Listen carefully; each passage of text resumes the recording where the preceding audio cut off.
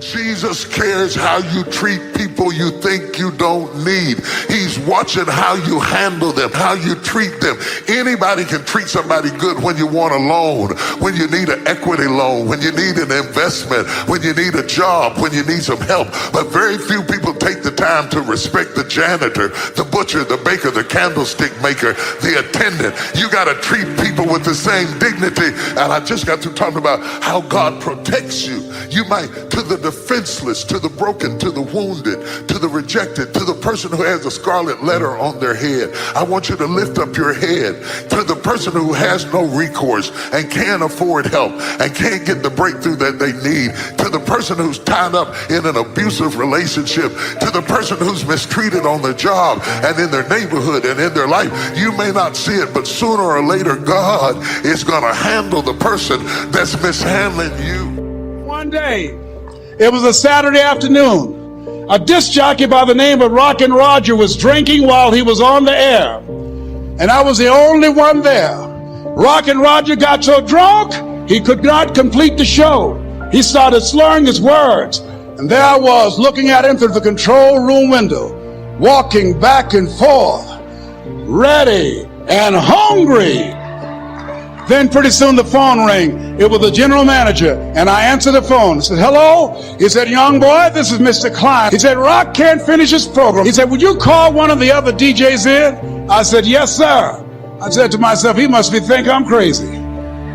I called my mom and my girlfriend, said, y'all come out on the front porch and turn up the radio. I'm about to come on the air. And I called him back.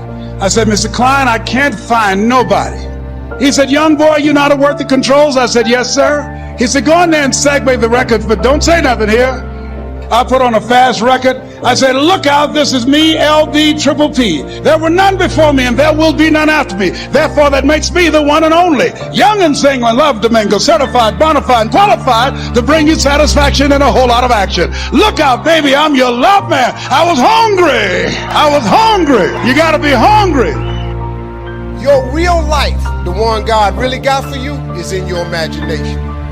It is not in your current situation. And if you've been living like that, you have then restricted yourself to a commonality that is really not yours. Because what really God got for you is really in your imagination. Faith is the substance of things hoped for and the evidence of things not seen. The most powerful thing you can do is let it slide right off. Don't give it the time of day. Don't think about it anymore. Don't relive it. Don't go call your friends, tell them what they said. Keep your heart pure. Save your emotional energy to live this day to the full, to pursue your dreams, to love your family, to be good to your neighbor. When someone is rude, they're offensive, don't take that personally. It's not about you, it's their own struggles on the inside. They don't like themselves, that's why they don't like you. They're upset over things that have nothing to do with you. You just happen to enter their story when they're blowing off steam. Stay oiled up and move on. None of that will stop your destiny unless you get distracted and start fighting battles that don't matter. Trying to pay people back instead of letting God be your vindicator. This is what David did. 1 Samuel 25, David and his men had been living out in the countryside. They were on the run from King Saul. A man named Nabal lived in the city of Carmel, not far from David. He was very wealthy, thousands of sheep, goats. But verse 3 says, Nabal was a mean man. He was dishonest and hard to get along with. David and his army had been protecting Nabal's property by just being there. They were very powerful. They could have taken the flocks, got rid of his shepherds, but they were good to Nabal. It was time for shearing the sheep, the harvest season. So David sent messengers to Nabal asking for food since they had been protecting his family and flock. You would think Nabal would be grateful. He had these men watching after him, but Nabal was very rude. He said, who is this man David? I never asked him to do anything for me. I don't owe him a penny. Tell him to forget it. I'm not going to give him anything. When David heard that, it set him off. He didn't think about the oil of joy. He didn't sing the psalm he wrote, this is the day the Lord has made, let's be glad. He was furious. He told his men, pack up, we're going to go take care of Nabal. He said, as surely as I live, not one of Nabal's family members will be alive by this time tomorrow. David was offended, angry. He wasn't going to let Nabal get by with insulting him. And yes, there are times we're supposed to fight. We need to take action. David fought Goliath, but you have to make sure that battle is between you and your destiny. If not, it's a distraction. David was so wrought up in his emotions, he didn't realize this wasn't a battle he was supposed to fight. How many times are we fighting battles because, like David, we're offended, we're upset, they did us wrong, but that wasn't a battle between us and our destiny.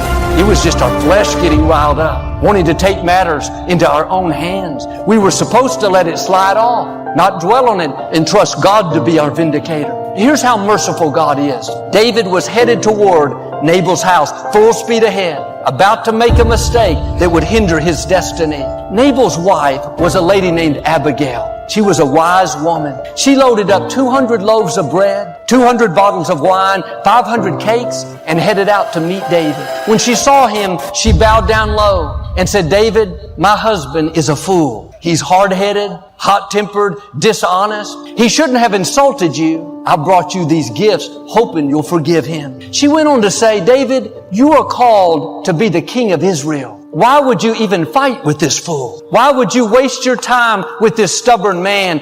Don't let this needless battle be a blemish on your record." She spoke wisdom into David. She was saying, "David, look at who you are. You're the next king. God is going to entrust you with an enduring dynasty, but you're about to blow it, taking revenge on this fool." David came to his senses. He said, "Abigail, the Lord God of Israel surely has sent you to me today. For if you had not kept me from carrying out vengeance with my own hands, not one of your family members would be alive." We're all going to encounter Nabals in life. People that are rude, hard to get along with, offensive. I'll ask you what Abigail asked David. Why are you fighting with a fool? Why are you in conflict with someone that's not going anywhere? Why are you upset with that person that cut you off in traffic? You don't even know them. Why are you offended at that coworker? They're not between you and your destiny. They can't stop what God has planned for you.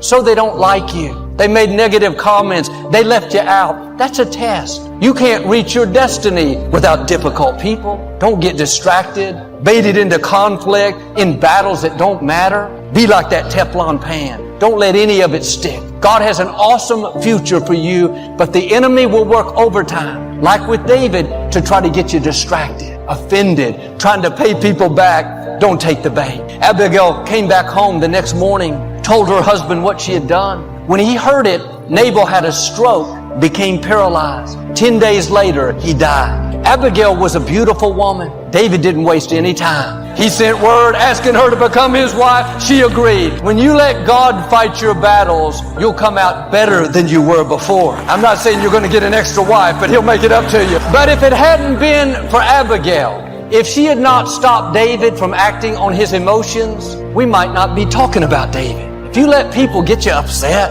offended, where you're focused on paying them back, you can miss your destiny. Maybe today I'm your Abigail. Maybe God sent me to remind you to not let difficult people bait you into conflict, steal your joy, cause you to live frustrated, spending energy on things that don't matter.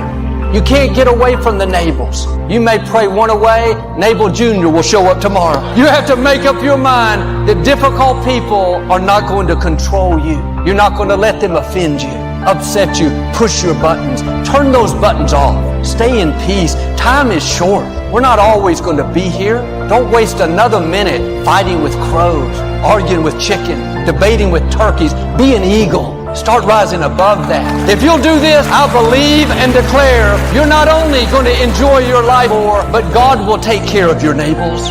You're going to see vindication, promotion, favor, breakthroughs, new levels of your destiny.